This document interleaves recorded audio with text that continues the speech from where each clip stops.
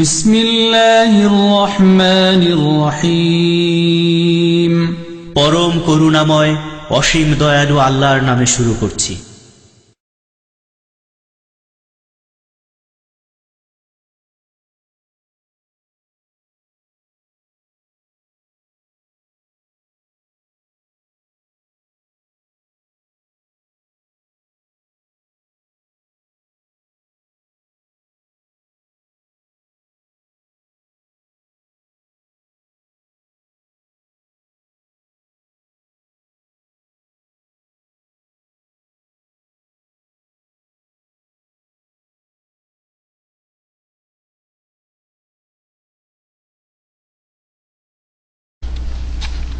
আসসালামু আলাইকুম ওয়া রাহমাতুল্লাহি ওয়া বারাকাতুহু। আলহামদুলিল্লাহি রাব্বিল আলামিন ওয়াসসালাতু ওয়াসসালামু আলা সাইয়্যিদিল মুরসালিন নবিয়িনা মুহাম্মদ ওয়া আলা আলিহি ওয়া সাহবিহি আজমাইন ওয়া মান তাবিআহুম বিইহসানিন ইলা ইয়াউমিদ্দিন। আম্মা বা'দ, ফাআউযু বিল্লাহি মিনাশ শাইতানির রাজীম। কুল হাযিহি সাবিলি আদ'উ ইলাল্লাহি আলা বাসীরাতিন আনা ওয়া মান ইত্তাবা'আনি ওয়া সুবহানাল্লাহি ওয়া মা আনা মিনাল মুশরিকিন। আল্লাহ পাক রব্বুল আলামিনের সমস্ত প্রশংসা যে আল্লাহ পাক আমাদের হিদায়াতের জন্য কোরআন কারীম নাযিল করেছেন। সালাত এবং সালাম নাযিল হোক প্রিয় নবী মুহাম্মদুর রাসূলুল্লাহ সাল্লাল্লাহু আলাইহি ওয়াসাল্লামের উপর, যাকে আল্লাহ পাক রব্বুল আলামিন কোরআন কারীমের দাওয়াত মানব জাতির কাছে পৌঁছে দেওয়ার জন্য শেষ রাসূল করে প্রেরণ করেছেন। আমাদের দর্শের বিষয়বস্তু হচ্ছে আকিদাতুত তাওহীদ, তাওহীদের আকিদা, আল্লাহ পাকের একত্ব সম্পর্কীয় বিশ্বাস। এই মর্মে আমরা ভূমিকাতে আছি। আমাদের গত সপ্তাহের বিষয়বস্তু ছিল সহি আকিদা থেকে বিভ্রান্তির কারণ সমূহ, আল ইনহিরাফ আনিল আকিদাতি সাহিহা।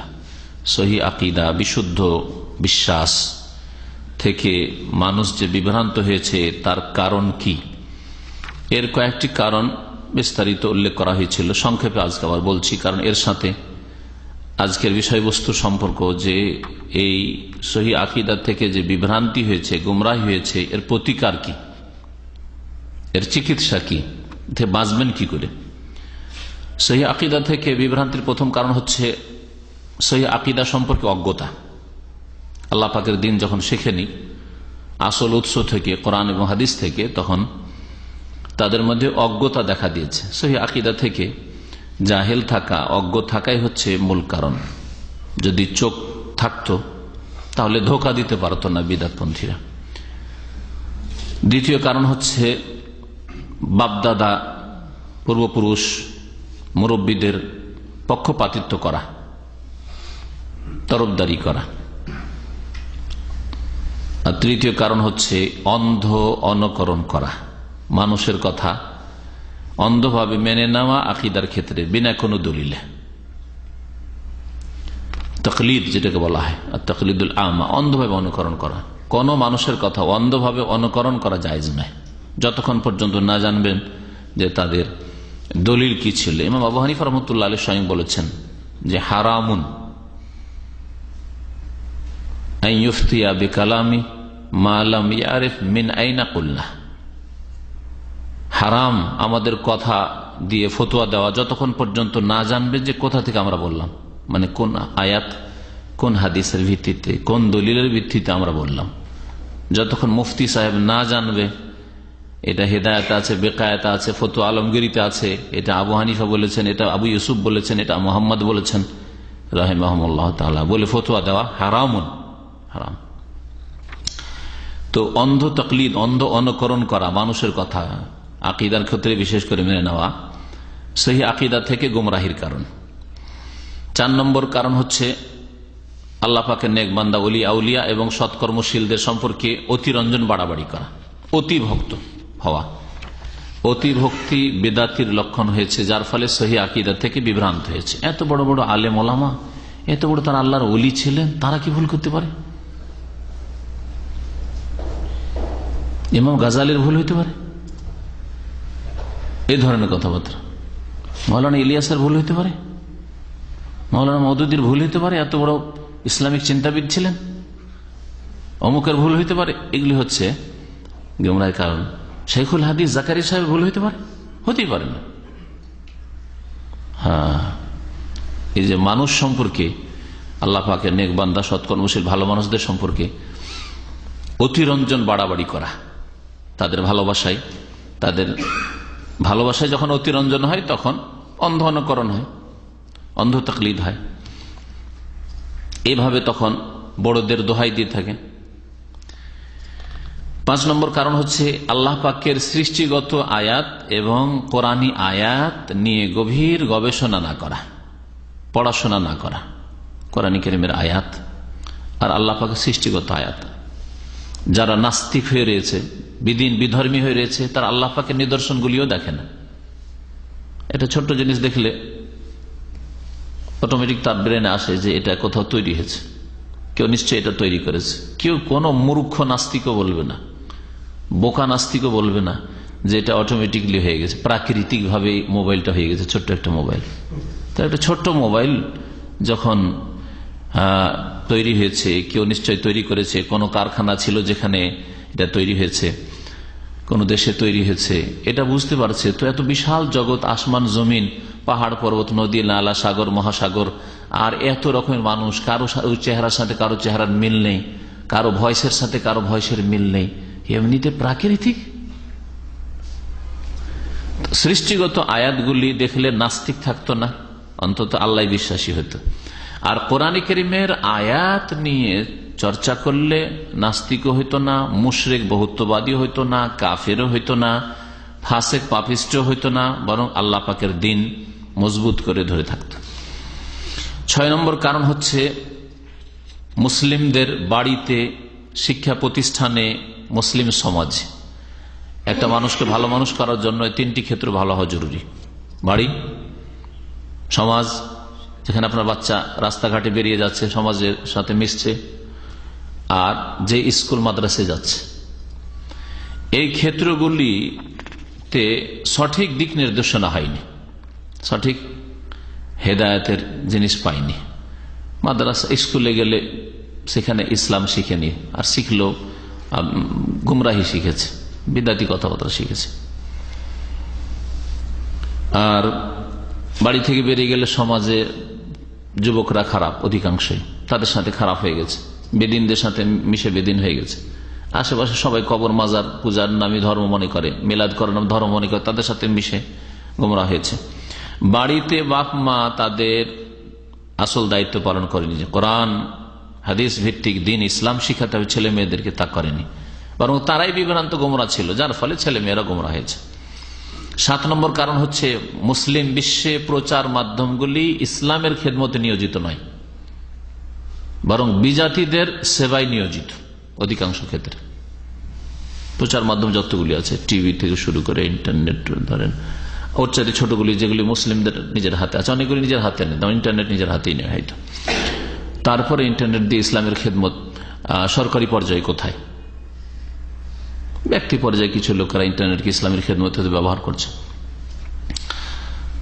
প্রচার মাধ্যম রেডিও হোক, টিভি হোক, পত্রিকা, দৈনিক পত্রিকা, মাসিক পত্রিকা, পাক্ষিক ইত্যাদি, এগুলি প্রচার মাধ্যম।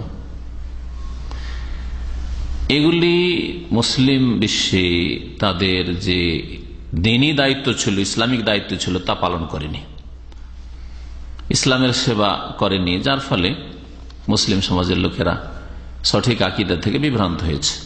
এই প্রচার মাধ্যমগুলি যদি সহিহ আকীদা পেশ করে, যতগুলি টিভি আছে মুসলিম দেশে, সহিহ আকীদা পেশ করে, সহিহ সুন্নাতের কথা পেশ করে, তাহলে সঠিক জিনিস জানতে পারবে না সহজে।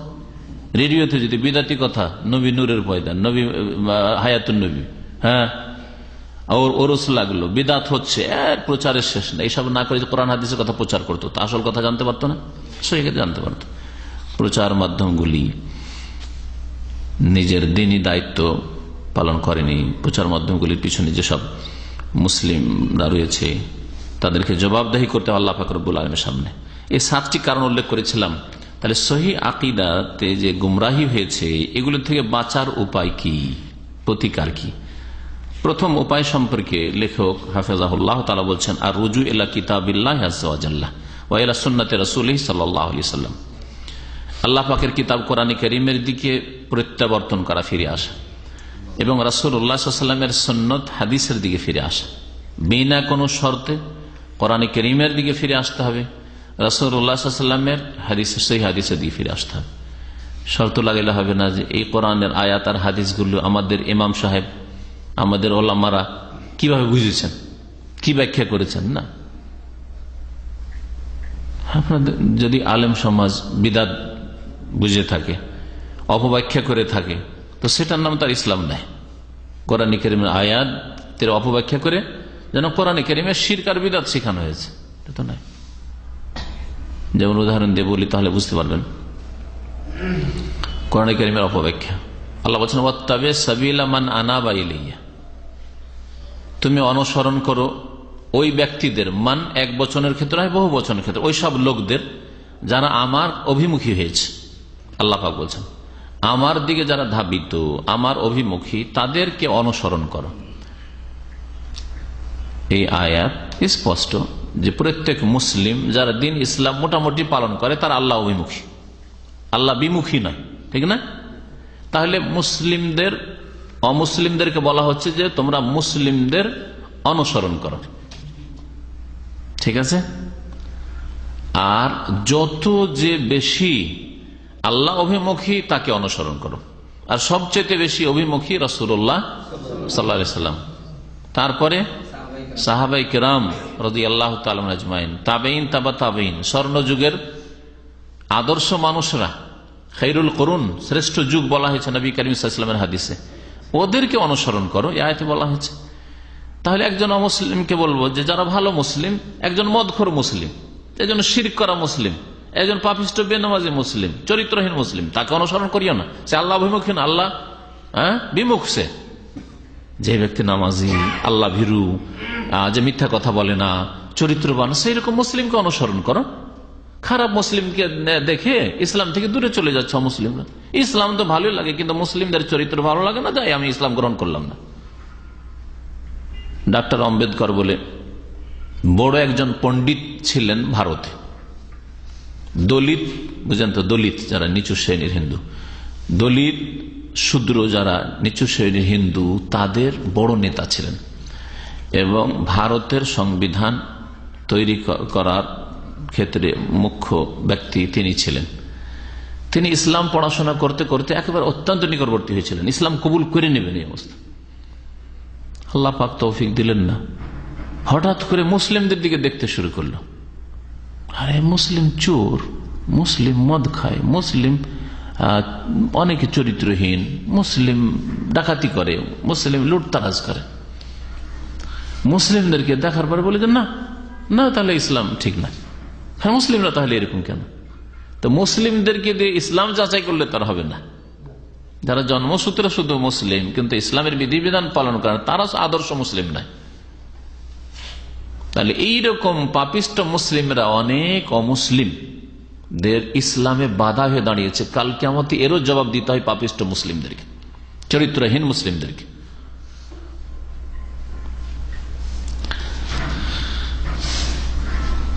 বিনা কোনো শর্তে কোরআন কারীমের দিকে ফিরে আসতে হবে, শর্ত লাগালে হবে না। যা আমাদের আলেমরা কিভাবে বুঝেছেন।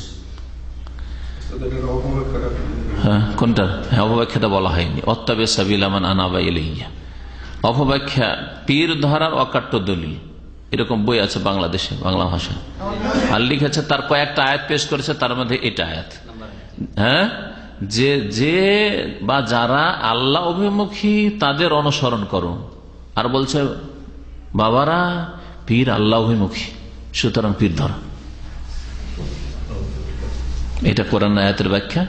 কোরআন আয়াতে বলেন যে সাধারণ আল্লাহ অভিমুখী হচ্ছে সাধারণ মুসলিম, কমপক্ষে যারা ইসলাম পালন করছে, ফরজ ওয়াজিব আদায় করে, আর হারাম কাবিরা থেকে বেঁচে থাকে, এরা আল্লাহ অভিমুখী। পক্ষান্তরে যারা মুসলিম নাই, কাফের, অস্বীকারী, বেদিন, তারা আল্লাহ বিমুখী, আল্লাহর উল্টো দিকে। তাহলে মুসলিম যারা আদর্শ মুসলিম তাদের অনুসরণ করো।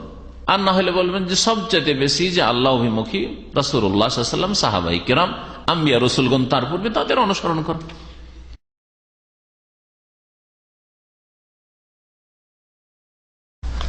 অপব্যাখ্যা কোরআনে কারীমে বহু আয়াত রয়েছে। তাফসীর আমি প্রায় যখন তাফসীর করি তখন ওইদিকে ইঙ্গিত করি। জি,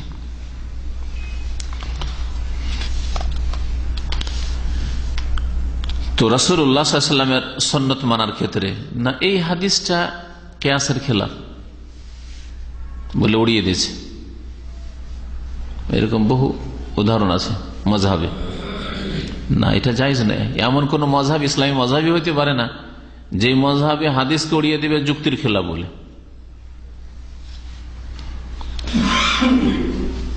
এই হাদিস মনসুখ রহিত কেন? আমাদের ইমাম সাহেব মনসুখ বলেছেন, আমাদের ইমাম সাহেব মনসুখ বলেছেন, অধিকাংশ আইম্মা কেরাম মনসুখ বলেন। যেমন রফুল হাদিস, রফুল করে নামাজ পড়া। তো শর্তুল হাদিস মানবেন শর্ত লাগে। ইমাম সাহেব যেহেতু মনসুখ বলে দিয়েছেন সেই জন্য, বা আমাদের মজহাবে মনসুখ সেই জন্য মনসুখ না।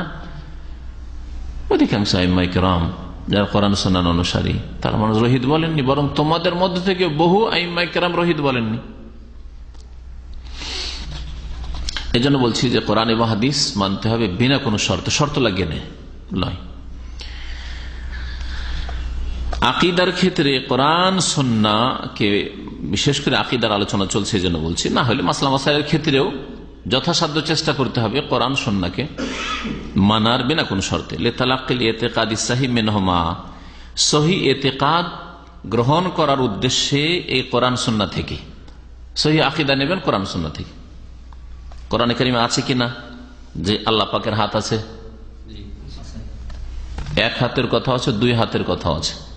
হাত মানে যদি শক্তি হইতো তো এক হাতের ক্ষেত্রে যেখানে এক বচন আছে ওটার না অপব্যাখ্যা করা যেতে পারে। হাত মানে ক্ষমতা, শক্তি। যেমন বাংলা ভাষাতে বলা হয় যে অমুক খুনে বা অমুক ঘটনায় অমুক নেতার হাত আছে, মানে ওখানে ক্ষমতার অর্থে হাতটা ব্যবহার হয়েছে, তাই না? এইরকম করে তারা অপব্যাখ্যা করে যে তাবারাকাল্লাযী বিয়াদিহিল মুলক, ইয়াদ মানে হচ্ছে ক্ষমতা। আল্লাহ পাকের ইয়াদ মানে হাত বোঝানো হয়নি, ক্ষমতা বোঝানো হয়েছে। তো যে আয়াতে আল্লাহ পাক বলেছেন বাল ইয়াদাহু মাবসুতাতান, বরং আল্লাহ পাকের দুই হস্ত উন্মুক্ত, উদার, খোলা। তো দুই হাত মানে কি? আল্লাহ পাকের তাহলে দুই শক্তি? এরকম ব্যাখ্যা কোন ভাষাতে হয়?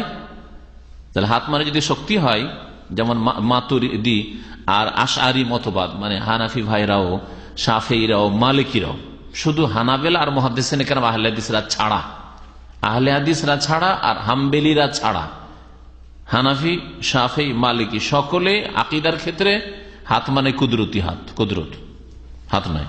চেহারা মানে সত্তা। এই যে বিকৃতি ঘটায় সহিহ আকীদার আর কোরআনে কারীমের এই আকীদাগুলিকে তারা মানে না, অপব্যাখ্যা করে, তাহলে বলেন যে কোন ভাষাতে এরকম প্রয়োগ হয় যে অমুকের দুই হাত আছে, মানে হাত না হয়ে ক্ষমতার ক্ষেত্রে দুই হাত মানে দুই ক্ষমতা আছে, ব্যবহার হয় না এরকম। তাহলে বোঝা গেল যে আল্লাহ পাক যখন দুই হাতের কথা বলে, আল্লাহ পাক রব্বুল আলামিনের হাত মানে হাতই আছে আল্লাহ পাকের মতো, আল্লাহর হাত আল্লাহর মতো। কামা কানা সালাফুস সালিহ ইসতামিদুন আকিদাতাহুম মিনহুমা, যেমন সালাফে সালেহিনরা এই কোরআন হাদিস থেকে আকীদা নিতেন। তারপর দোয়ার ক্ষেত্রে দেখেন, দোয়ার ক্ষেত্রে গুমরাহ হয়েছে দুটো জাতি। এক জাতি আল্লাহ ছাড়া অন্য কেউ ডাকে, ইয়া গাউসুল আজম মাদাদ, ইয়া খাজা মাদাদ, আল্লাহকে ডাকা, এটা দোয়া। গায়রুল্লাহকে ডাকে, বড় বড় শিরক করে না।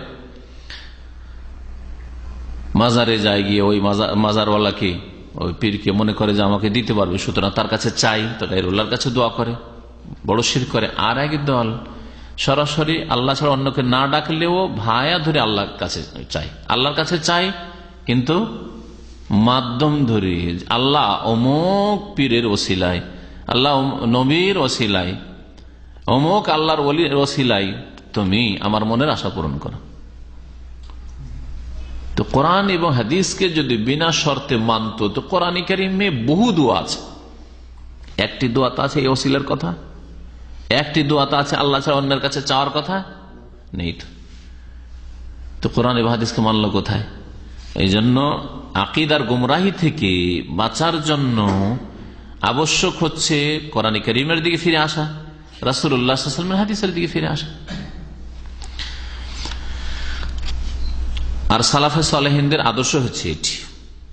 আর ইমাম মালিক রহমতুল্লাহ আলাইহি বলেছেন যে কথাটি এখানে লেখক উল্লেখ করেছেন, ওয়ালা ইয়াসলুহা আখিরু হাযিহিল উম্মাহ ইল্লা বিমা সালাহা আউয়ালুহা, আর এই উম্মতের শেষ যুগের লোকদের সংস্কার সংশোধন হবে না একমাত্র সেই পদ্ধতিতে হইতে পারে, সেই তরিকায় হইতে পারে যেইভাবে সংশোধন হয়েছে আউয়ালা প্রথম যুগের মানুষদের, সাহাবায়ে কেরাম, তাবেঈন, তাবা তাবেঈন, আইম্মা ইকরাম মুহাদ্দিসিন, তাদের সংশোধন হয়েছে কোন রাস্তায়?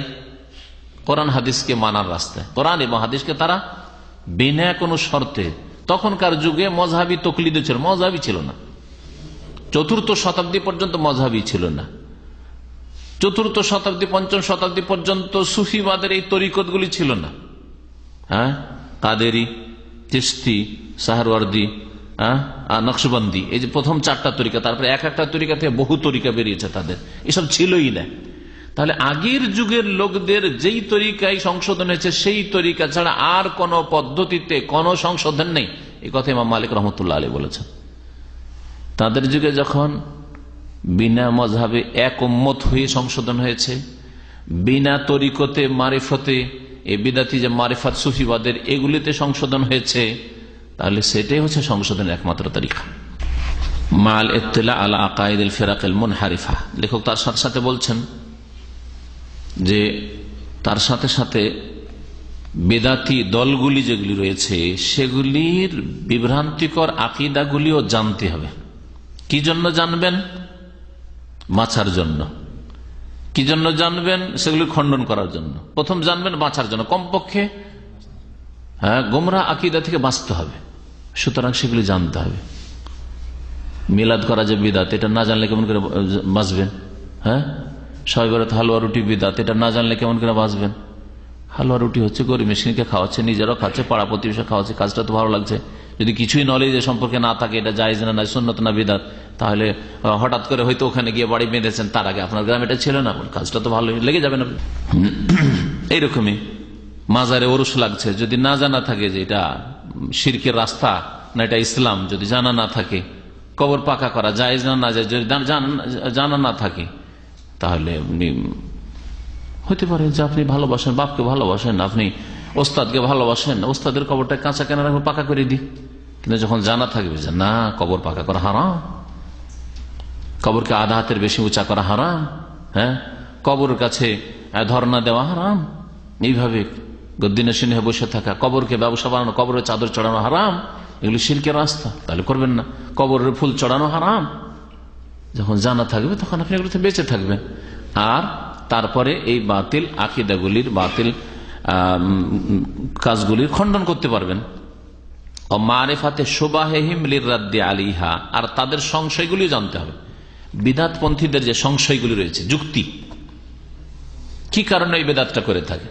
হ্যাঁ, নবীকে ভালোবাসি সেই জন্য আমি মিলাদ করছি, নবীকে সারা বছর আমরা স্মরণ করতে পারছি না, সেই জন্য কমপক্ষে একটা দিন তো স্মরণ করি, এটা সংশয়। তাহলে এর একটা খণ্ডন জানতে হবে, নাকি যুক্তিটা জানার পরে খণ্ডন জানতে হবে। তারপরে আল্লাহ বলছেন যে ফাবিযালিকা ফালিয়াফরাহু, খুশি হবে, আল্লাহ পাকের নিয়ামতে খুশি হতে হবে। আর নবীর আগমন আল্লাহ পাকের বড় নিয়ামত, আমরা খুশি প্রকাশ করছি। তো ওই দিনে তো নবী করিম সাল্লাল্লাহু আলাইহি ওয়াসাল্লাম ইন্তেকাল হয়েছে, তো নবীর ইন্তেকালের দিনে কি লজ্জায় খুশি করছো? চিন্তা করেছে কোনদিন বেদাতীদের কথা? কি লজ্জায় খুশি করছে? আপনার মায়ের ইন্তেকালের দিনে যদি খুশি করতে লাগে আপনার আপনজনরা, কত কষ্ট হবে। আপনার মায়ের ইন্তেকাল, আপনার স্ত্রী, হ্যাঁ, আর আপনার চাচারা সব খুশি করছে, আমোদ ফুর্তি করছে। জীবনে কথা বলবেন না হয়তো ওদের সাথে, তাই না? জীবনে কথা বলবেন না তাদের সাথে।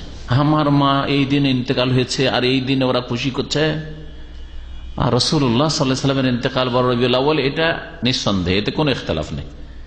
কিন্তু রাসূলুল্লাহ সাল্লাল্লাহু আলাইহি ওয়াসাল্লামের জন্ম 12 রবিউল আউয়াল সন্দেহযুক্ত, বরং আসলে ঠিক নয়, এটা 9 রবিউল আউয়ালটাই বেশি ঠিক। তাহলে কোন দিনে বিদআতপন্থীরা খুশি মানাচ্ছে? আর যদি তারপরে খণ্ডন আরো জানতে হবে, আরো খণ্ডন আছে যে আল্লাহর নিয়ামতে খুশি হইতে হবে, এই কথাটা কি এই বিদআতীরাই জানলো আর রাসূলুল্লাহ সাল্লাল্লাহু আলাইহি ওয়াসাল্লাম তার সাহাবারা জানতেন না? হ্যাঁ, তারা কি এদের চাইতে কম ভালোবাসতেন নবীকে? তাও আবু বকর সিদ্দিক রাদিয়াল্লাহু তাআলা আনহু, ওমর, উসমান, আলী, তাদের খেলাফত আমলে, যেটা 100% ইসলামিক খেলাফত ছিল, খেলাফতের রাশেদা, তারা এই মিলাদের খুশি কেন পালন করলেন না? হ্যাঁ, আর নবী সাল্লাল্লাহু আলাইহি ওয়াসাল্লাম বলেছেন আমার আদর্শ এবং খোলাফায়ে রাশেদিন আদর্শকে মজবুত করে ধরো। যখন খোলাফায়ে রাশেদিন আদর্শ নয় মিলাদের খুশি করা নবীর আগমনে, তাহলে সেটা ইসলাম নয়। তারপর নবী সাল্লাল্লাহু আলাইহি ওয়াসাল্লামের জন্মটা বেশি খুশি না নবী সাল্লাল্লাহু আলাইহি ওয়াসাল্লামের যেদিন নবী হলেন ওটা বেশি খুশির দিন? যেদিন নবী ওটা বেশি খুশির দিন, কারণ নবী সাল্লাল্লাহু আলাইহি ওয়াসাল্লাম যদি জন্ম নিয়ে থেকে যেতেন, আল্লাহ নবী না করতেন, তাহলে এমন খুশির ব্যাপারই হইতো না। বুঝতে পেরেছেন কথা? এগুলি খণ্ডন। তারপর নবী সাল্লাল্লাহু আলাইহি ওয়াসাল্লাম যেদিন ইসলামিক স্টেট কায়েম হচ্ছে, মদিনায় হিজরত, সেটা বেশি খুশির দিন নয়? আরে আজকে ইসলামিক রাষ্ট্র কায়েম হইল, আল্লাহর জমিনে প্রথম উম্মতে মুসলিমার হিজরত, তাহলে সেই দিনে খুশি হওয়া উচিত। গেল কোথায় ওগুলো? ওই দিবসগুলি পালন হোক মিলাদের পাশাপাশি। যাই হোক, বেশি খণ্ডনে চলে যাচ্ছি। বুঝাইলাম কিছু যে বাতিল আকিদাগুলি জানবেন কি জন্য, তাদের সংশয়গুলি জানবেন কি জন্য, লির রাদ্দে আলাইহা, সেগুলির খণ্ডনের উদ্দেশ্যে, ওয়া তাহযীর মিনহা, আর সেগুলি থেকে মানব জাতিকে, মুসলিম জাতিকে সতর্ক করার উদ্দেশ্যে, আর নিজে সেগুলি থেকে বেঁচে থাকার উদ্দেশ্যে। প্রথম নিজে বেঁচে থাকতে হবে, নিজের পরিবারকে বাঁচাইতে হবে, অন্যদেরকে সতর্ক করতে হবে, আর এগুলির খণ্ডনও করতে হবে। কারণ বাতিলের খণ্ডন করা জিহাদ, এটা হচ্ছে ইসলামের খেদমতে প্রচেষ্টা চালানো, মেহনত। আর জিহাদ মানে হচ্ছে মেহনত, পরিশ্রম করা। আল্লাহ পাক রব্বুল আলামিন এই জিহাদের কথা কোরআনে কারিমে উল্লেখ করেছেন। কোরআনে কারিম দিয়ে জিহাদ করা, সূরা ফুরকান পড়ে দেখুন, আল্লাহ বলছেন ফালা তুতিল কাফিরিন, কাফেরদের তোমরা মেনে চলিও না, আনুগত্য করিও না। ওয়াজাহিদহুম বিহি জিহাদান কাবীরা, আর এই কোরআনে কারীম দিয়ে তোমরা বড় জিহাদ করো। জিহাদান কাবীরা বলেছেন, হককে স্পষ্ট করে তুলে ধরলেন, বাতিলের নিরসন করলেন, বাতিলকে মানুষের মগজ থেকে দূর করার চেষ্টা করলেন। ওয়াজাহিদহুম বিহি আই জাহিদহুম বিল কোরআন জিহাদান কাবীরা। এই উদ্দেশ্যে বাতিলকে জানবেন। একটু আগে যে আমাদের আলোচনা হচ্ছিল, আলোচনার পূর্বে যে বিদাতি কিতাবগুলি পড়তে হবে, তাহলে তাতে সওয়াব পাবেন যেন এই নিয়তে পড়েন। নিজে সতর্ক থাকবো এগুলি থেকে, আর এগুলির খণ্ডন করব, আর জাতিকে সতর্ক করব। কিন্তু তার আগে সহিহ আকীদা জানতে হবে, যার মাধ্যমে ইসলামের প্রথম যুগের মানুষের সংশোধন হয়েছে, কোরআন এবং হাদিস, সেটা আগে জানতে হবে। কোরআন এবং হাদিসের জ্ঞান নেই তেমন, আর বাইবেল চর্চা করছেন, জায়েজই নেই। কোরআন এবং হাদিসের জ্ঞান নেই, আর হিন্দুদের বেদ পড়ি, ওতে কি ভবিষ্যৎবাণী আছে, ইসলামের সমর্থনে কি পায় না। আগে কোরআন হাদিসের জ্ঞান অর্জন করার পরে ওগুলো। কোরআন এবং হাদিসের জ্ঞান নেই, আর বেদাতি পীরের তরিকতের বইগুলি পড়ছেন, যে দেখি ওরা কি লিখেছে, ওগুলির খণ্ডন করবো। খণ্ডন করবেন কি করে? আপনার কাছে অস্ত্র থাকবে তাহলে তো। আর আপনার অস্ত্র হচ্ছে কোরআন এবং হাদিসের ভালো জ্ঞান। শুধু কোরআন হাদিসের তরজমা বুঝেন একটু না, যথেষ্ট নয়। 2-4টা আয়াত, 10টা আয়াত বুঝেন না। কোরআন এবং হাদিস সম্পর্কে ভালো জ্ঞান থাকতে হবে, যে কোন আয়াত দিয়ে এই বাতিল আকীদাগুলির খণ্ডন করা যেতে পারে, রাসূলুল্লাহ সাল্লাল্লাহু আলাইহি ওয়াসাল্লাম কোন হাদিস দিয়ে বা নবী সাল্লাল্লাহু আলাইহি ওয়াসাল্লাম সিরাতের কোন ঘটনা দিয়ে খণ্ডন করা যেতে পারে।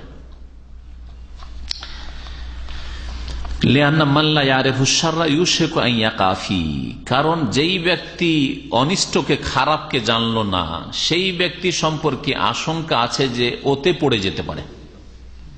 যতক্ষণ না জানবেন যে সামনে গর্ত আছে, আপনি গাড়ি চালিয়ে আসেন, স্পিডে চালিয়ে আসবেন, কিন্তু আগে থেকে যখন জানাতে হবে, না রে সামনে কিন্তু রাস্তায় গর্ত আছে, কখন আপনার গাড়ি পড়বে না গর্তে,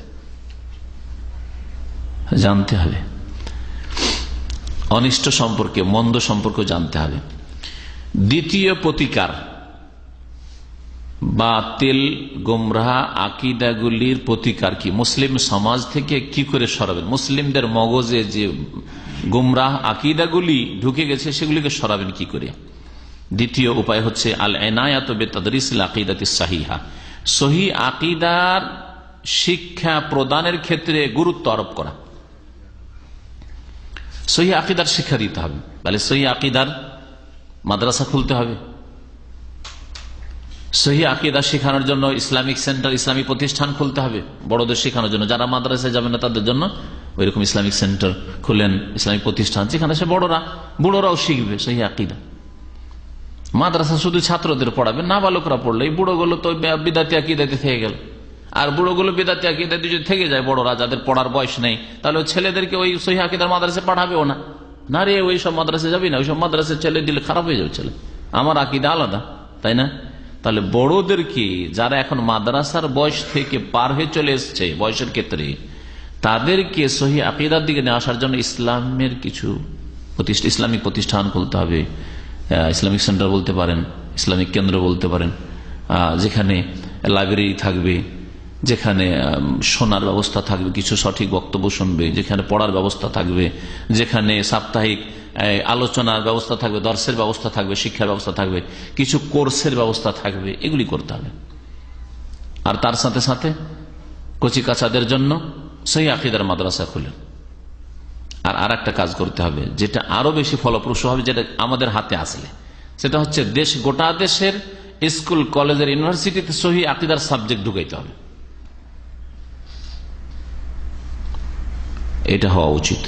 আল্লাহ পাক যেন মুসলিম শাসকদেরকেও তৌফিক দান করেন, মুসলিম নেতাদেরকে তৌফিক দান করেন, মুসলিম বিত্তবান যারা পয়সাওয়ালা, যাদের প্রভাব আছে শিক্ষা প্রতিষ্ঠানগুলির ওপর, সিলেবাসের ক্ষেত্রে যারা দেশের শিক্ষাবিদ, তাদের যে প্রভাব আছে, আল্লাহ পাক তাদের জন্য হিদায়াত দান করেন এবং তাদেরকে সহিহ আকীদার একটি করে সাবজেক্ট কমপক্ষে প্রত্যেক ক্লাসে সিলেবাসে ঢোকাবার জন্য তৌফিক দান করেন।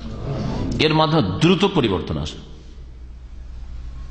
আজকাল ইসলামের নামে সাবজেক্ট পড়ছে আর পড়ছে আল্লাহ নিরাকার, আল্লাহ সর্বত্র বিরাজমান, গুমরাহি শিখছে।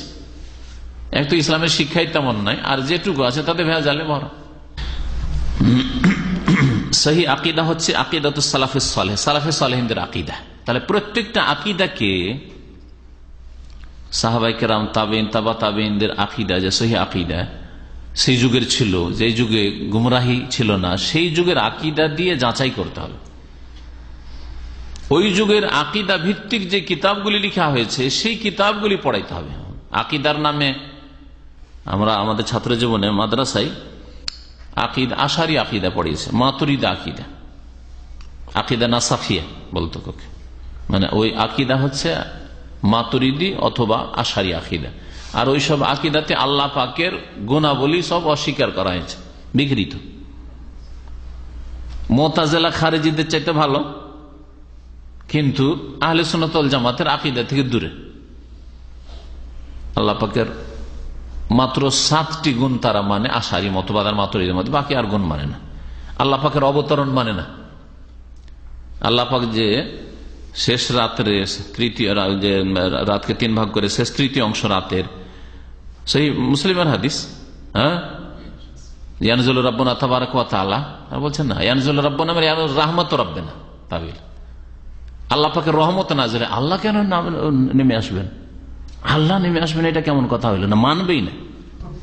তো নবী করিম সাল্লাল্লাহু আলাইহি ওয়াসাল্লাম একটা শব্দ বাড়িয়ে দিতে পারতেন না? যদি এইটাই হয়তো সহিহ আকীদা, তো নবী সাল্লাল্লাহু আলাইহি ওয়াসাল্লাম বলতেন ইয়ানজিলু রাহমাতু রাব্বিনা, আমাদের রবের রহমত নেমে আসে শেষ তৃতীয় অংশে রাতের। নবী সাল্লাল্লাহু আলাইহি ওয়াসাল্লাম কথা বলেননি, বিকৃতি। ফি মুখতালিফিল মারাহিল দিরাসিয়া, শিক্ষা প্রতিষ্ঠানের প্রত্যেক স্তরে, মানে প্রত্যেক ক্লাসে, ক্লাস 1 থেকে শুরু করে কমের পক্ষে যদি 12 ক্লাস 12 পর্যন্ত, 12 ক্লাস পর্যন্ত যদি সহিহ আকীদা পড়ে, যেমন সৌদি আরবে পড়া হয়, ক্লাস 1এও আকীদার সাবজেক্ট আছে। অঙ্ক 1, 2, 3 শিখছে, সায়েন্সে সামান্য কিছু শিখছে, এটা আগুন, এটা পানি, আগুনের কাজ কি, পানির কাজ কি, ক্লাস 1 আর কি শিখবে, এগুলো শিখবে। যেমন শিখছে তার সাথে সাথে আইন আল্লাহ শিখছে, মান রাব্বুকা, মা দীনুকা, মান নবিয়ুকা শিখছে, মানা শাহাদাতাইন, 2 শাহাদার অর্থ কি, আশহাদু আল্লা ইলাহা ইল্লাল্লাহ মানে কি, আশহাদু আন্না মুহাম্মাদুর রাসূলুল্লাহ মানে কি। আর আমাদের বুড়ো বুড়ো মানুষকে জিজ্ঞাসা করেন, ভাই আপনি তো খুব জিকির করছেন, লা ইলাহা ইল্লাল্লাহ বলেন তো, লা ইলাহা ইল্লাল্লাহ মানে কি, লা ইলাহা ইল্লাল্লাহ সঠিক অর্থ জানেন। মুহাম্মাদুর রাসূলুল্লাহ, মুহাম্মাদুর রাসূলুল্লাহ মানে মুহাম্মদ আল্লাহর রাসূল, একটু ব্যাখ্যা করে বুঝান, ব্যাস এইটুকু। মুহাম্মদ আল্লাহর রাসূল, কিন্তু মুহাম্মদ আল্লাহর রাসূল মানে কি, এর দাবি কি, আল্লাহ পাকের রাসূল মানে আল্লাহ পাকের দূত। সুতরাং রাসূলুল্লাহ সাল্লাল্লাহু আলাইহি ওয়াসাল্লাম মাধ্যম দিয়ে দিন মানতে হবে, আর কোন তরিকার মাধ্যম দিয়ে দিন মানা যাবে না। কোরআনেও নেই, হাদিসও নেই। আল্লাহ পাকের শাহাদাত দিয়েছেন কোরআনে কারীমে, খোঁজা রাসূলুল্লাহ সাল্লাল্লাহু আলাইহি ওয়াসাল্লাম হাদিসে নেই। আবার আকীদা আসল করতে এটা হচ্ছে আমাদের মুরব্বীরা বলেছেন, ওলামারা বলেছেন, চলবে? চলবে না। তো মুহাম্মদ রাসূলুল্লাহ অর্থ জানলে তো এরকম গুমরাহি হইতো না। ওয়া ইতাহু আল হিসাস আল কাফিয়া মিনাল মানহাজ, এবং এই যে সিলেবাস আছে, সিলেবাসে যথেষ্ট পিরিয়ড দেওয়া তার, এমন নয় যে সপ্তাহে একদিন শুধু রেখে দিয়েছে। অনেকগুলি সাবজেক্ট এরকম থাকে, হ্যাঁ, সপ্তাহে একদিন পড়ে কি শিখবে? বিদেশি সাবজেক্ট এরকমই।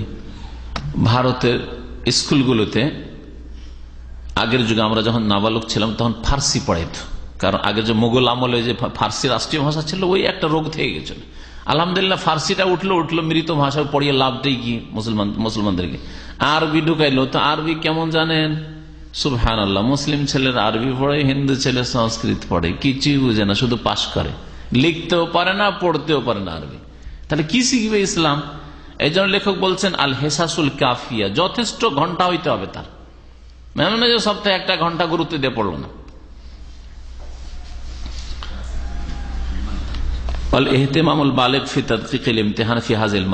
আচ্ছা, যদি অ্যাডিশনাল সাবজেক্ট করে রেখে দেওয়া হয় তবু ভালো করে ছেলেরা পড়বে না, গুরুত্বপূর্ণ একটা সাবজেক্ট, এর উপর পাস ফেল নির্ভরশীল। যদি এই ইসলামিক সাবজেক্ট আকিদার সাবজেক্টে পাস না করে তাহলে ফেল থেকে যেতে হবে ওই ক্লাস, এরকম গুরুত্ব দিয়ে পড়াইতে হবে। পরীক্ষা নিতে হবে, পরীক্ষা নাই, ক্লাস আছে একটা, পড়লো না পড়লো তাহলে কোনো ফায়দা হবে না, গুরুত্ব দিয়ে পড়বে না কেউ। 3 নম্বর উপায় হচ্ছে বা প্রতিকার হচ্ছে বাতিল আকিদাকে মুসলিম সমাজ থেকে বিতাড়িত করার, আন্তকাররা দেরাসাতুল কুতুবিস সালাফিয়া সাফিয়া, যে ক্লাসে বা সিলেবাসে কি কিতাবগুলি ঢুকাবেন সেই কিতাবগুলি যাতে করে শিরক বিদআত মুক্ত হয় আর সালাফি তরিকার কিতাব হয়। সালাফ মানে হচ্ছেন যারা, সালাফ মানে হচ্ছে যারা আগে চলে গেছেন, পূর্বসূরি। তো এই উম্মতের সালাফ হচ্ছেন কারা? সাহাবায়ে কেরাম, তাবেঈন, তাবা তাবেঈন, খায়রুল কুরুনি কারনি, সুম্মাল্লাযিনা ইয়ালুনহুম সুম্মাল্লাযিনা ইয়ালুনহুম। সর্বোত্তম যুগ হচ্ছে আমার যুগ, তারপরে হচ্ছে তাদের পরের যুগের লোকেরা, তারপরে হচ্ছে তাদের পরের যুগের লোকেরা, তাদের সাহাবায়ে কেরামের যুগ, তাবেঈনদের যুগ, তাবা তাবেঈনের যুগ। তো এদেরকে যেহেতু সালাফ বলা হয়, আর সালাফি কিতাব বা সালাফি আকিদা মানে সাহাবায়ে কেরাম, তাবেঈন, তাবা তাবেঈনের জামানায় যে আকিদাটা মুসলিমদের ছিল, আহলে সুন্নাত ওয়াল জামাতের ছিল। তাবেঈনদের জামানাতে খারিজি বেরিয়েছে না, খারিজি আকিদা নেই। তাবেঈনদের জামানায় রাফেজি শিয়া বেরিয়েছে, তাদের আকিদা নাই। বেশি দল বেরোয়নি, কিন্তু এই কমপক্ষে 2টো দল বেরিয়েছিল, গুমরাহ দল, ওরা না। তো যেগুলি নিখুঁত সাফি মানে হচ্ছে নেট,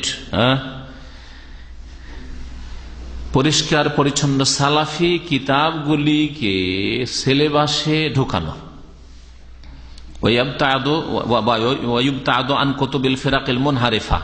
আর বিভ্রান্ত যে দল উপদলগুলি রয়েছে মুসলিম সমাজে সেগুলির কিতাব থেকে বেঁচে থাকা। এখন সুফিদের কিতাব যদি পড়া, আজকাল যারা আরবিকে এমএ করছে বা আরবিকে অনার্স করছে তাদের কথা আমার ভালো করে জানা আছে। ভারত, বাংলাদেশ, পাকিস্তানে সরকারি ইউনিভার্সিটিগুলিতে যে মাস্টার ডিগ্রি করছে আরবিকে বা ইসলামিক স্টাডিজে, তাদের একটা এই আছে ডিপার্টমেন্ট আছে ইসলামিক স্টাডিজ। ইসলামিক স্টাডিজে আমার বেশ কিছু বন্ধুরা মাদ্রাসা পড়ে তারা পড়াশোনা করতে গেছে, বলছে সুবহানাল্লাহ, ইসলামিক স্টাডিজ মানে বিকৃত ইতিহাস, ইসলামিক মুসলিমদের বিকৃত ইতিহাস, আসল ইতিহাস না। আপনার ওতে আপনার যেভাবে বিকৃত করে লেখা হয়েছে, মানে অনেক শাসকগুলি, যেমন ইয়াজিদ সম্পর্কে কত বিকৃত ইতিহাস, তাকে শুধু ফাসেক জালেম করে রাখা হয়নি, কুফরির ফতোয়া দেওয়া আছে, তাই না? এগুলো তো আছে। আর তার চাইতে যেটা মারাত্মক আরো, সেটা হচ্ছে সমস্ত সুফিবাদ, সুফি ইজম পড়ানো হচ্ছে, আর নাম হচ্ছে আদ-দিরাসাত ইসলামিয়া, ইসলামিক স্টাডিজ, নাম হচ্ছে ইসলামিক স্টাডিজ। সৌদি আরবে ইসলামিক স্টাডিজ পড়া হচ্ছে, কিন্তু সৌদি আরবে ইসলামিক স্টাডিজে আকিদা আছে, তাওহীদ আছে, আপনার হাদিসের সহিহ জয়ীফ আছে, ফিকহ আছে, উসুলে ফিকহ আছে। কিন্তু ভারত, বাংলাদেশ, পাকিস্তান ইসলামিক স্টাডিজের নামে যা পড়ানো হয়, যারা আরবিকে অনার্স করছে, বি অনার্স, অথবা এমএ, আরবিকে এমএ করছে, ইসলামিক স্টাডিজ যখন এমএ করছে তখন ওই সব পড়ে। তাহলে ওই পড়ার পর একজন প্রফেসর হইল, পিএইচডি করলো, প্রফেসর হলো, জানে যে সুফিবাদের নাম ইসলাম।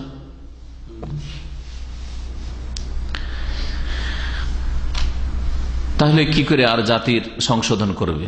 ছাত্রদেরকে তাই দিবে যা তার পকেটে আছে, তার পেটের বিদ্যা হচ্ছে বিদাতের নাম ইসলাম। ওয়ুবতাদু আন কুতুবিল ফিরাকিল মুনহারিফা, গুমরাহ ফিরকাগুলির কিতাব থেকে দূরে রাখতে হবে। তাহলে যে সব কিতাবগুলিতে গুমরাহি আছে সেসব কিতাব থেকে বাঁচিয়ে রাখতে হবে। যেমন সুফিয়া, যেমন সুফিরা, সুফিবাদ। ওয়াল মুবতাদিয়া, বিদাতপন্থী যতগুলি, মানে বেরেলভি আকীদা পড়ানো হচ্ছে, রিজভী বেরেলভি আকীদা, দেওবন্দি আকীদা পড়ানো হচ্ছে। ওয়াল জাহমিয়া, জাহমিদের আকীদা। জাহমিয়া আজকাল এই নামে না থাকলেও ওই রকম আকীদাগুলি অনেকের মধ্যে আছে। এই জাহমিয়া ফিরকাগুলি আইমা মুহাদ্দিসিনদের জামানায় বেরিয়েছিল, তাদের খণ্ডন ইমাম বুখারী রাহমাতুল্লাহ আলাইহি যে বেশ কিছু অধ্যায় সহিহ বুখারী শেষ দিয়ে কায়েম করেছেন, অনেকগুলিতে এদের খণ্ডন রয়েছে। এছাড়া অন্যান্য আরো উলামায়ে কেরামরা সেই জামানায় তাদের খণ্ডন করেছেন। মুতাজিলা ফিরকা, মুতাজিলা ফিরকা এই দল, যে দল নাম এই নামে না থাকলেও এইরকম আকীদা অনেকের আছে, যেমন যারা কোরআন এবং হাদিসের উপর যুক্তিকে প্রাধান্য দেয়, এরা আজকালকার মুতাজিলা, কোরআন হাদিসের উপর যুক্তিকে প্রাধান্য দিয়ে থাকে। যেমন কোন একজন এইরকমই আকলানি, মানে যে আকলকে, বিবেককে প্রাধান্য দিয়ে থাকে, বলছে যে মূসা আলাইহিস সালাম যে সমুদ্র পার হয়ে এসেছিলেন আর ফেরাউন এসে ডুবে ধ্বংস হয়েছিল, সেটা কোনো মুজিজা ছিল না, সেটা ছিল জোয়ার ভাটা, টাইড। বলছে এটা জোয়ার ভাটা ছিল। যখন ভাটা হয়েছে, পানিটা সরে গেছে, তখন মূসা আলাইহিস সালাম বনি ইসরায়েল মুমিনদেরকে নিয়ে পার হয়ে গেছেন। আর যেমন ফেরাউন এসছে তেমন জোয়ার এসছে, ডুবে গেছে। জোয়ার ভাটা বুঝেন তো, সমুদ্রের কাছে থাকছেন, বুঝেন না? হ্যাঁ বুঝেন তো। জোয়ার মানে পানি বেশি হয়ে যাও, আর ভাটা মানে পানি ভাটিতে চলে গেছে, পানি কমে গেছে। হ্যাঁ যাই হোক, যাই হোক, কিন্তু এটা কি জোয়ার ভাটা? তাহলে জোয়ার ভাটা হলে আল্লাহ কোরআনে কারিমে কেন বয়ান করবেন এটাই? হ্যাঁ, এটা মুজিজা ছিল। তারপরে জোয়ার ভাটা তো আবার লাঠি মারতে কেন বলা হবে সমুদ্রে? জোয়ার ভাটা এমনি হবে, হ্যাঁ, আল্লাহ পাকের হুকুমে যেমন হয়, কখনো জোয়ার কখনো ভাটা। আল্লাহ বলছেন লাঠি মারো, আর লাঠি মারতে ফানফালাকা ফাকান করলো ফিরকিন কাত্তাউদিল আযীম। আল্লাহ মুজিজা করে বয়ান করছেন, নাম ধরে বলার দরকার নেই। বড় বড় শিক্ষিতরা গোমরাহ হয়েছে এই ক্ষেত্রে। নবী সাল্লাল্লাহু আলাইহি সাল্লামের মেরাজ স্বপ্ন যুগে গোমরাহ হয়েছে, সশরীরে মেরাজ নাই, কোরআন এবং হাদিসের উপর যুক্তিকে প্রাধান্য দিয়েছে। এইভাবে অনেক ক্ষেত্রে গোমরাহ হয়েছে অনেকে। ওয়াল আশাইরা, আশারি মতবাদ। ওয়াল মাতুরিদিয়া, মাতুরিদি মতবাদ। আশারি মাতুরিদি মতবাদ। দেখেন আকীদার ক্ষেত্রে হানাফিরা হচ্ছে মাতুরিদি, শুনে রাখেন। হানাফিরা কিন্তু ওই কোরআন সুন্নাহর যে আকীদা, সেই আকীদা মোতাবেক আল্লাহ পাকের নাম গুণাবলীর ক্ষেত্রে নেই। এরকমই শাফি, বর্তমান শাফি মালিকিরাও, ইমাম মালিক, ইমাম আবু হানিফা আর ইমাম শাফি, তাদের কথা বাদ দেন, তাদের যুগটা আগের যুগ ছিল, তারা কোরআন সুন্নাহর অনুসারী ছিলেন আকীদার ক্ষেত্রে, আমলের ক্ষেত্রে, ফিকহের ক্ষেত্রে।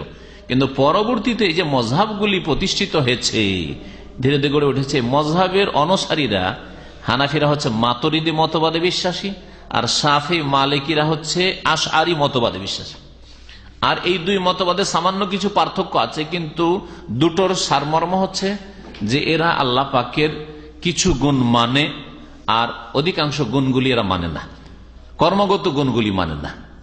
আল্লাহ পাকের জাতগত সত্তাগত গুণগুলি মানে না। আল্লাহ পাকের হাত মানে না, আল্লাহ পাকের চেহারা মানে না, আল্লাহ পাকের পা মানে না, আল্লাহ পাকের চক্ষুর কথা, আইন কোরআনে কারীম আছে, বলে তুসনা আলা আইনি, হে মুসা তুমি যেমন লালিত পালিত আমার চোখের সামনে। হ্যাঁ, আদমকে বলছে লিমা খালাকতু বিয়াদাইয়া, যাকে আমার দুই হাতে সৃষ্টি করলাম, মানে আদমকে, হে ইবলিস তুমি কেন সিজদা করলেন না? মানে না। এটা হচ্ছে আশআরি মাতুরিদি আকীদা, যাদের কথা উল্লেখ করেছেন লেখক হাফেজাহুল্লাহ তাআলা। তাহলে যে মুসলিমদের স্কুল কলেজের বা মাদ্রাসার সিলেবাস হবে, তাতে আশআরি মাতুরিদি আকীদা পড়ালে তোর সহিহ আকীদা পাবে না। এছাড়া অন্যান্য যেসব দল রয়েছে, ইল্লা মিন বাবি মারিফাত আহলি রাদ্দে মা ফিহা মিনাল বাতিল। তবে এই আকীদাগুলি পড়াবেন কখন? যখন সহিহ আকীদা যথেষ্ট শিখে গেছে, এখন এরা এমন পর্যায়ে আছে, এদের বাতিল আকীদাগুলি কিছু জানাতে হবে, যাতে করে তারা এগুলির খণ্ডন করতে পারে, এগুলি জবাব দিতে পারে। তাহলে একটা ছেলে যখন কলেজ ইউনিভার্সিটি লেভেলে চলে যাবে, ইসলামিক ইউনিভার্সিটিতে, তখন সহিহ আকীদার সাথে, আর তার আগে 12 বছর ধরে 12 পর্যন্ত সহিহ আকীদা পড়েছে, তারপরে বাতিল আকীদা সম্পর্কে পড়াইতে হবে। যেমন আমরা মদিনা ইউনিভার্সিটিতে পড়া হয়েছে, আদিয়ান আর ফেরাক একটি সাবজেক্ট পড়া হইতো। আদিয়ান মানে বিভিন্ন ধর্ম, আমরা ইহুদি ধর্ম মতবাদ পড়েছি, খ্রিস্টান ধর্ম পড়েছি, হ্যাঁ, তারপরে হিন্দু ধর্ম, বুদ্ধিস্ট ধর্ম, এ ধর্মের মৌলিক যেগুলি বিষয়, আর গুমরাহি, তাদের বাইবেলে যে পরস্পর বিরোধী কথা আছে এগুলি পড়ানো হয়েছে। কিসের জন্য? তাদের খণ্ডনের জন্য। তারপরে ফেরাক, বিভিন্ন ফিরকা, বেরলভী ফিরকা, এছাড়া যতগুলি সুফিদের ফিরকা রয়েছে, তরিকত রয়েছে, এগুলি পড়ানো। শিয়াদের যতগুলি ফিরকা রয়েছে, বাতেনি, আগাখানি, বোহরা। আরে বোহরা, ভারতে বোহরা, আর বোহরা জানতাম না, মদিনা ইউনিভার্সিটিতে পড়ে বোহরা জেনেছি। মদিনা ইউনিভার্সিটিতে যখন পড়লাম তখন যে প্রফেসর ছিলেন এই ফেরাকের, উনি বললেন যে বোহরাদের প্রত্যেকটি বাড়িতে, ঘরে, রুমে, আর প্রত্যেকটি দোকানে তাদের যে সুলতান মাসুম মানে ইমাম নিষ্পাপ, তার ছবি পাবেন। তারা প্রত্যেক দিন সকালে হিন্দুদের মূর্তি পূজার মতো তারা পূজা করে দোকানে ঢুকে পূজা করবে ঘরে। তো বোহরাদের বাড়িতে ঢুকার তো সুযোগ হয়নি, কিন্তু কলকাতায় গিয়ে নামলাম তো দেখলাম যে বোহরাদের ওই টুপি, নকশাওয়ালা টুপি দেখে চেনা যায়, ওদের মহিলাদের খাস বোরখা, রঙিন নকশাওয়ালা বোরখা দেখে চেনা যায়। এদের করাচিতে বেশি পাওয়া যায়, বোম্বাই বেশি পাওয়া যায়। আর এরা বিজনেসম্যান, হিন্দু মারোয়ারিদের মতো এরা বিজনেসম্যান বোহরারা। তো এক দোকানে আমার সাথে এক বন্ধু ছিলেন, তো বললাম যে এই বোহরার দোকানে ঢুকবো একটু, কারণ যেটা পড়েছি ইউনিভার্সিটিতে ওইটা একটু খোঁজ নিব, দেখি। ভিতরে ঢুকে গেলাম, লাস্টের দিকে ঢুকে দেখি লম্বা দোকান, ওই দিকে দেখি একেবারে সুলতানের ছবি, বাঁধাই করা ছবি আছে। আর যেমন হিন্দুরা পূজা করে মূর্তির ছবি টবি, হিন্দুদের মূর্তি রাখা থাকে না দোকানপাটে, পুজো করে, সকালবেলা ঢুকে একটু কি বলে ওটাকে, আগরবাতি টাতি দিবে, একটু পুজো টুজা করবে, পানি ছিটাবে, ঠিক ওইরকম। প্রত্যেক দোকানে ওদের মাসুম নিষ্পাপ ইয়ে আছে, যার পুজো হয়। আগাখানিদের জিন্দা মাসুম, যে প্রত্যেক যুগে যুগে মানে ওদের ইমাম হইতে হবে নিষ্পাপ। ওদের যে মরে গেছে শুধু সেই নিষ্পাপ না, প্রত্যেক যুগে যুগে যে ইমাম তাদের হবে সে মাসুম নিষ্পাপ। আর ওই জীবিত ইমামের পূজা হয় তাদের, আগাখানিদের। বড় বড় নেতাগুলি ভারত, বাংলাদেশ, পাকিস্তানে এরা আগাখানি, অমুক আগাখানি বলে। তো এগুলি জানা থাকবে, তাহলে তো এরা হচ্ছে বাতিনি ফিরকা। এইরকমই সিরিয়াতে, সিরিয়া বাশার আল আসাদ, এই হচ্ছে বাশারুল কালব, এ হচ্ছে ওই ফিরকা, বাতিনি ফিরকার এটা হচ্ছে ওই রকমই যেগুলো কুফরি শক্তি আছে শিয়াদের মধ্যে, রাফেজিদের মধ্যে, তাদের একটা দলের সে নোসাইরি ফিরকার। বাতিনি ফিরকা মানে, বাতিনি মানে কিন্তু আভ্যন্তরীণ, হ্যাঁ, মানে ওদের প্রত্যেক ইসলামের বিধিবিধানের আভ্যন্তরীণ ব্যাখ্যা আছে, বাহ্যিক ব্যাখ্যা এসব ভুল। নামাজ মানে যে প্রচলিত নামাজ পড়ছেন এই ব্যাখ্যা ভুল। আসলে রোজা যে রোজা রাখছেন শ্যাম, এটা ভুল ব্যাখ্যা। আসলে জাকাত না, জাকাত অন্য জিনিস, ওগুলো আভ্যন্তরীণ ব্যাখ্যা। এইতে বহু ফিরকা আছে, আগাখানি, বোহরা, নোসাইরি, দুরুজ। এই নোসাইরি হচ্ছে বাশার, আল্লাহ পাক রব্বুল আলামিন তাকে যেন হালাক করে, আল্লাহ পাক রব্বুল আলামিন তার সেনাবাহিনীকে আল্লাহ পাক যেন ধ্বংস করে, আল্লাহ পাক রব্বুল আলামিন মুসলিমদেরকে যেন এরকম জালেম থেকে আল্লাহ পাক যেন নাজাত দান করেন। তো এই বাতিল পন্থীদের আকীদাগুলি পড়তে হবে লিরাদ্দে মাফিহা মিনাল বাতিল, তাদের মধ্যে যে বাতিলগুলি রয়েছে সেগুলির খণ্ডনের উদ্দেশ্যে, ওয়াত্তাহযীর মিনহা, সেগুলি থেকে মুসলিম উম্মাকে সতর্ক করার উদ্দেশ্যে। 4 নম্বর প্রতিকার হচ্ছে গুমরাহ আকীদা থেকে নিজেকে বাঁচানো এবং গুমরাহ আকীদা মুসলিম সমাজ থেকে দূর করার জন্য 4 নম্বর উপায় হচ্ছে কিয়াম দুআতিন মুসলিহিন ইউজাদ্দিদুনা লিন-নাসি আকীদাতাস সালাফ। দায়ী তৈরি হইতে হবে এবং দায়ী তৈরি করতে হবে, যারা হবে সংস্কারক, মুসলেহ হবে। শুধু সালেহ নয়, সালেহ মানে নিজের নেক লোক, আপনি সৎ লোক, আপনার সৎ লোক হয়ে থাকা যথেষ্ট নয়, মুসলেহ হইতে হবে, মানে অন্যের ইসলাহ করতে হবে। নিজে শুধু সৎ হলেন কিন্তু নিজের স্ত্রী ছেলে মেয়েকে সৎ করতে পারলেন না, নিজের গ্রামবাসীকে সৎ করতে পারলেন না, তাদের আকীদা সহি করতে পারলেন না, এটা যথেষ্ট না আল্লাহ পাকের আযাব থেকে বাঁচার জন্য।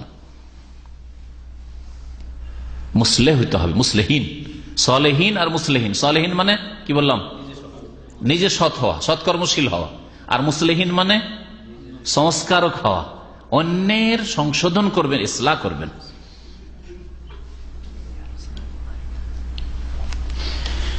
তো এমন দায়ী তৈরি হতে হবে যে দায়ীরা হবে মুসলিহিন, মুফসিদিন নয়। কারণ অন্য বিদাতপন্থী দায়ীরা হচ্ছে মুফসিদিন, বিপর্যয় সৃষ্টিকারী, এরা ফাসাদ সৃষ্টি করছে, মানুষকে গুমরাহ করছে।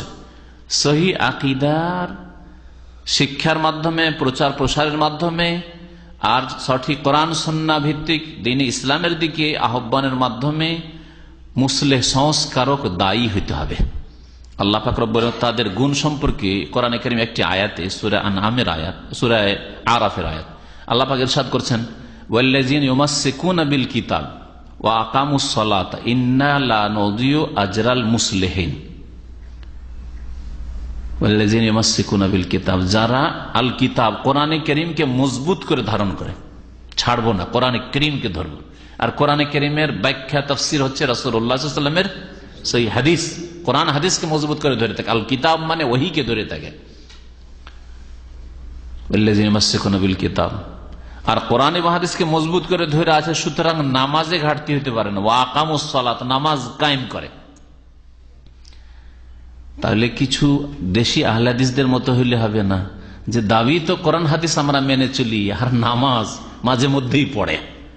এদের কথা আল্লাহ বলেননি, কিন্তু লক্ষ্য করেন এই আয়াতের দিকে, ওয়াল্লাযীনা ইউমাসসিকুনা বিল কিতাব, কোরআন হাদিসকে মজবুত করে ধরে। তাহলে বেরিয়ে গেল বিদআতপন্থীরা, যা কোরআন হাদিসকে মজবুত করে ধরে না। কেউ মযহাবকে মজবুত করে ধরে আছে, কেউ পীরের তরিকতকে মজবুত করে ধরে আছে, হ্যাঁ, কেউ নিজের দলকে মজবুত করে ধরে আছে, জামাতকে মজবুত করে ধরে আছে। না, এগুলো না। ওয়াল্লাযীনা ইউমাসসিকুনা বিল কিতাব, যেন কোরআন সুন্নাহকে মজবুত করে ধরে থাকে, বিদআতপন্থী নয়। আর দ্বিতীয় কোন হচ্ছে ওয়া আকামুস সালাহ, নামাজ কায়েম করে, সত্যি সালাত কায়েমকারী। আল্লাহ বলছেন ইন্না লা নুযিউ আজরাল মুসলিহিন, এরাই হচ্ছে মুসলিহিন, সংস্কারক, আর এদের প্রতিদান বদলাকে আমি বিনষ্ট করি না। সুবহানাল্লাহ। তা আল্লাহ মুসলিহের গুণ দুটো বললেন, যে সংস্কারক হবে তার আমল সুন্দর হবে, আর আমল সুন্দর হওয়ার পরিচয় হচ্ছে 5 ওয়াক্ত নামাজ সুন্দর করে আদায় করা। নামাজ আপনার খুশু আছে, নামাজ দেখলে বোঝা যায় সত্যি আল্লাহর নেক বান্দা নামাজ পড়ছে, ধীর স্থিরতার সাথে, পরেশগারির সাথে নামাজ পড়ে, সেই জন্য অন্য অন্য পাপ থেকে বেঁচে আছে। কারণ নামাজ যদি সত্যিকার অর্থে আল্লাহর সন্তুষ্টির জন্য খুশুর সাথে পড়া হয়, তাহলে অশ্লীলতা থাকবে না জীবনে, চরিত্র খারাপ থাকবে না। তো নামাজ দিয়ে আল্লাহ পাক রব্বুল আলামিন ওই দিকটা নিজের ব্যক্তি জীবনে সংশোধনের দিকে ইঙ্গিত করেছেন। আর রাস্তার দিক থেকে কোরআন সুন্নাহকে মজবুত করে ধরে থাকে, কোরআন সুন্নাহর পথের পথিক। এরা হচ্ছে মুসলিহিন, এদের আমলকে আল্লাহ পাক নষ্ট করবেন না, এদেরকে উত্তম বদলা দেবেন। আল্লাহ পাক যেন তাদের দলে আমাদের শামিল করেন। ইন্না লা নুযিউ আজরাল মুসলিহিন। মুসলিহ, মুসলিহের গুণ মনে রাখবেন, বলবেন না, এই আয়াতটা মনে রাখবেন। সূরা আরাফের 170 নম্বর আয়াত।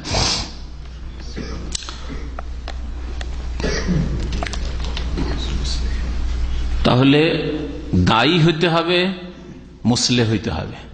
নিজে শুধু ভালো হবেন যথেষ্ট নয়, নিজে শুধু ভালো হয়ে থাকবেন আল্লাহর আযাব থেকে বাঁচার জন্য যথেষ্ট নয়। আল্লাহ পাক রব্বুল আলামিন যারা সৎ উপদেশ দেয়, অন্যায় কাজে বাধা দেয়, তাদেরকে শুধু বাঁচাবেন আল্লাহর আযাব থেকে। আর যারা বোবা হয়ে থাকে, হক কথা বলে না, তাদেরকে আল্লাহ পাক আযাব ধ্বংস করবেন। এই মর্মে বহু আয়াত রয়েছে আর হাদিসও রয়েছে, যেই ক্ষেত্রে কথা লম্বা করা যাবে না, কারণ সময় যথেষ্ট হয়ে গেছে। তাহলে মুসলিহ যারা হবে তারা কি করবে?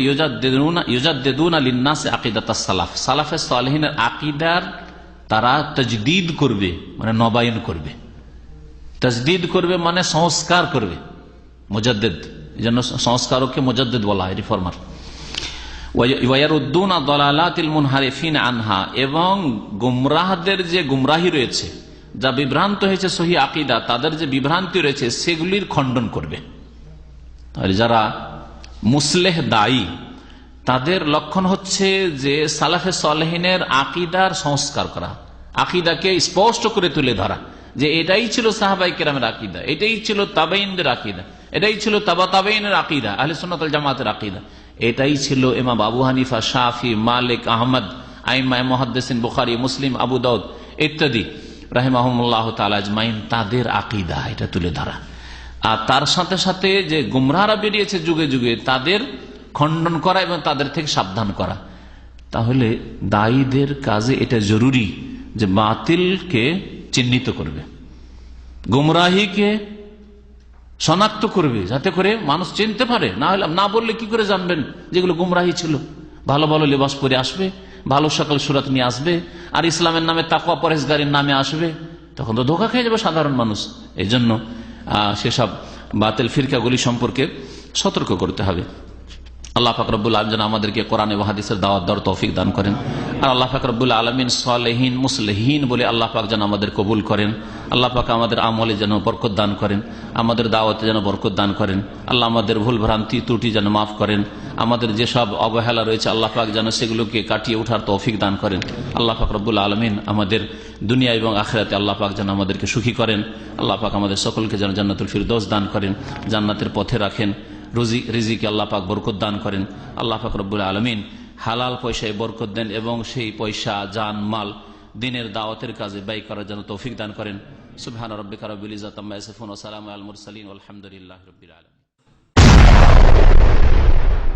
কাফন আমার আপন, কবর আমার ঘাঁটি, ওই কবরে যেতে হবে, থাকবে না কেউ সাথী।